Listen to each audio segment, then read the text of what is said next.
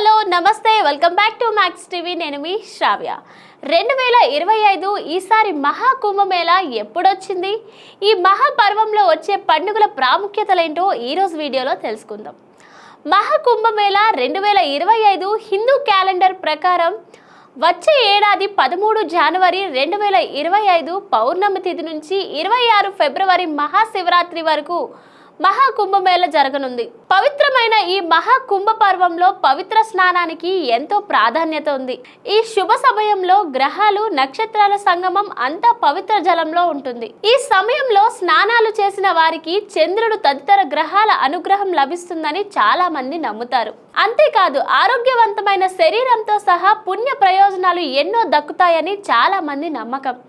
ఈ కాలంలో మకర సంక్రాంతి వేళ చేసే దాన ధర్మాల వల్ల పునర్జన్మ తర్వాత కూడా శుభ ఫలితాలు వస్తాయని చాలా మంది నమ్ముతారు. అదే విధంగా నువ్వుల నూనెతో స్నానం చేయడం, నువ్వులతో హోమం చేయడం, నువ్వులు కలిపిన నీరు తాగడం, నువ్వులతో తయారు చేసిన పదార్థాలను తినడం, నువ్వులను దానం చేయడం వల్ల అద్భుతమైన ప్రయోజనాలు కలుగుతాయని పురాణాల్లో పేర్కొనబడింది.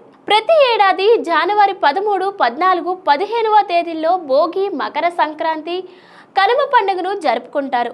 ఈ కాలంలో అంటే మకర సంక్రాంతి వేళ చేసే దాన ధర్మాల వల్ల పునర్జన్మ తర్వాత కూడా శుభ ఫలితాలు వస్తాయని చాలా మంది నమ్ముతారు. 29 జనవరి 2025న వచ్చే అమావాస్యను మౌని అమావాస్య అని పిలుస్తారు. ఈ కాలంలో పూర్వీకులను స్మరించుకుంటూ స్నానం చేసి మౌని అమావాస్య వేళ దానం చేయడం వల్ల ప్రతికూల శక్తులన్నీ తొలగిపోతాయి.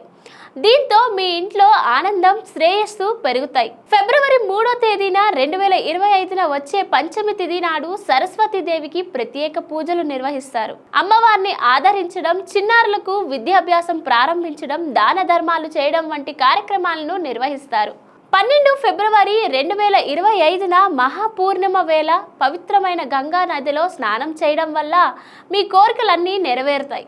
అదేవిధంగా పూర్వీకులను స్మరించుకుంటూ దాన ధర్మాలు చేయడం వల్ల మీకు మోక్షం కూడా లభిస్తుంది. ఈ పర్వదినన చంద్రుడు తన నిండు కిరణాల ద్వారా ప్రజల బాధలను తొలగిస్తాడని చాలా మంది నమ్ముతారు. 26 ఫిబ్రవరి 2025న శివయ్య పార్వతీదేవిని స్మరించుకుంటూ మహాశివరాత్రి వేళ ఉపవాస దీక్ష చేపట్టాలి. ఈ పవిత్రమైన రోజున శివపార్వతుల కళ్యాణం జరిగిందని చాలా మంది నమ్ముతారు. అందుకే ఈ రోజుకు ఎంతో ప్రాధాన్యత ఏర్పడింది.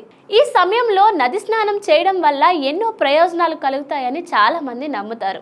మరికొన్ని అప్డేట్స్ కోసం చూస్తూనే ఉండండి max TV. Please like, share and subscribe. Thank you.